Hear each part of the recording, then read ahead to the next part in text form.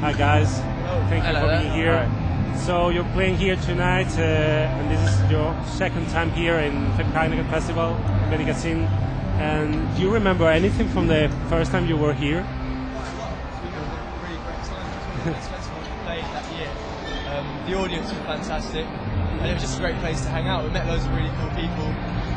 Ended up actually missing our flight home the next day, and just spending the day watching all the bands. Really, staying up for the whole weekend. Mm-hmm. So now this is your second time here, as we said, and I guess it's kind of different because you're living now like a new period in your career. Many people are saying that after Primary Colors was released, you're living like some kind of new beginning for you or something. I don't know if you agree with that, because really. it's not that much change in the band since the first album. Well, for us it was just a constant, a natural progression or a movement or the next step of what we're doing, and we're going to continue to keep moving. And as a band, that's something that we've always been interested in doing, and we've always had a kind of evolution about us from us first playing. So for us, it didn't really feel like a big step because we'd worked towards it. And there was quite a long time between the albums, it was 2 years between those albums coming out, so we were writing and playing a lot. Mm-hmm. So for us it was just what happened next. Mm-hmm. How was this process from Strange House to Primary Colors? Because I guess you were playing live a lot, and I guess you started to try new things on the road, and was there any specific moment that you were like, well, okay, we want to change some things for the next album, we're going to try new sounds and new productions? I think naturally what happened with us is we were playing constantly for about 18 months, playing Strange House. And in that time we even started introducing new sounds and playing those songs in a different way. And we're already kind of just really excited to go back and write, because as a group of people and as a band, just from playing and just from experience, we knew that things were changing and things were moving forwards and moving in a different place. For us it was just about playing to get to what happened next. Mm-hmm. It wasn't ever a conversation about, Tom and I found an interest in synthesizers and electronic music, and that became quite a big inspiration. Mm-hmm. But it's just one of those things, new loves, and you find new things that inspire you. Mm-hmm. So I don't think it's possible to really, well, for us as a band, I don't think it would be the right thing to think too much about what happens. It's very much about us playing together and seeing what comes out of it. Mm-hmm. During that process, did you start to listen to bands that you didn't listen before? Were there any, influence? I think there's a constant flow of new. We seek out new music, and not just new music that's happening now, but just we seek out music because it is inspiring, and it's our passion. It's what we really love doing, and finding weird records and odd instruments is. Really exciting and an interesting thing to keep on doing. We don't stay in one place for very long, I find. I think we're very fast-moving people. For example, in Sea Within a Sea, the rhythm is very krautrock-like, isn't it? So was it conscious? Did you want to use that specific rhythm, like in records by Can or Noi or something like that? Well, I mean, funny enough, there's such an amazing world within the idea of rhythm, and especially with a lot of the German bands that were experimenting in that way. It's actually, unlike, or was unlike anything else that had happened. But it's such an amazing kind of bed to work upon and build sounds, around. And Tom, you can kind of expand on that a bit. Well, I don't. It was definitely something that it comes from everywhere. It's too easy to just say it came from a krautrock thing, or it came from this, or it came from that. It's really just, you absorb it, and it comes out of you very naturally. And if you spend too much time thinking about it, then it becomes pastiche and it becomes like unnatural. But if you're actually just naturally working as a group of people who are interested in that kind of music, and interested in a whole load of, there isn't a krautrock song that ends. Like Sea Within the Sea ends, or like goes and like that. That's another world completely.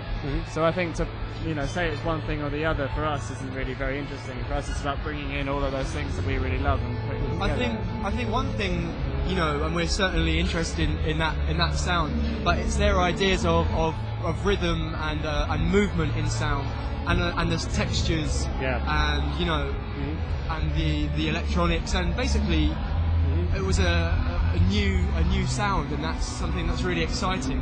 And a lot of the sounds that creep through Can or Noi, for example, are things that we love, not just because of those bands, but just because of the way it makes you feel, or the way it makes your chest feel, or your head feel. Yeah. It's those ideas as well.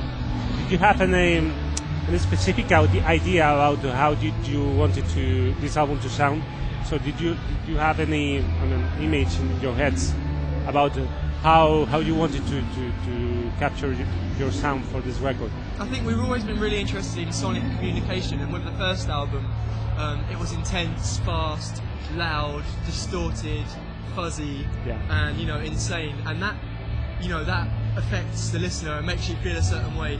Listening to it on record, or listening to it in a club, or listening to it on a dance floor, these things, these sounds affect you, and so that's something that we've always been interested in. And I think with this album, it was exploring that idea in a different way, possibly more psychedelic. We really like the idea of how sounds can affect the mind, and you can listen to a song, you could listen to an electronic piece of music, and it could take you to another world, or listening to music in any situation and the effect it has on you is a really powerful thing. And so that's something that we were interested in exploring and experimenting with. You co-produced the record, right? Jeff Jeff, with also with Craig Silva, isn't it? Yeah. So I wonder, how did it affect the final result? Because he's a well-known producer. He's not the kind of producer, so one might think that it's similar to the horrors, but the result is amazing. So how did that connection happen, and how was the process of working with him? The funny thing is, it makes for us perfect sense for us to work with a band like Portishead. As a contemporary group releasing Third, I think it was one of the best records that's been released in the last 10 years. And all of their other work has always been something that we really loved. And actually, there's a lot more similarities between us as musicians, although we don't really sound particularly similar in our attacking of sound, and also the love of so many different styles of music. Jeff and those guys explored how they're working with like soundtracks and hip hop and all sorts of sounds, and put them together in a really amazing way. And that's kind of the way we work as well, even though it doesn't sound the same. So for us, it seems like a really natural choice. And he heard all of our early work and just really loved it. And he was actually really adamant that he didn't want to mess around with it too much. And we kind of went in there with the idea that maybe these songs that we'd been working on would turn into something else. But actually, he was very keen on us just to make sure we recorded what we had worked on, because he was so into it. But we wanted to work with someone who was similar to us in that he wasn't conventional in the way he would work as a producer. He wasn't afraid to mess around with ideas, explore and experiment. And that's really important to us as a band, to work with someone who has the same ideas like that. He really wanted it to be our record though. He wasn't interested in trying to put his thing on it, or his imposing his ideas. He was like, you've done something really great, and I just want to help you record it to the best of my ability. But he wanted it to be ours, and I think he gets it awesome. Okay, and finally, you're playing here tonight very late, I think. So I guess you'll have time to watch another bands. Is there anything here tonight that you want to see? Tom Club are playing at 3 o'clock in the morning, so we'd quite like to check that out. There was one other group, wasn't there, that we were talking about? Because we were only here for today. We have to leave at 5 o'clock in the morning. Go see Weller.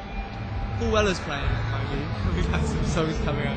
Magazine are playing here. Magazine are playing here tonight. Who? Sorry. Magazine. Oh, Magazine. Yeah, that's the other band. That's the band that we wanted to see. Yeah, we were sharing a bus with them earlier. Okay, so thank you so much, guys. Great. Thanks. Have fun. Thank you. Thank you. Cheers. Hello, we're the Horrors, and you're watching Heineken.es.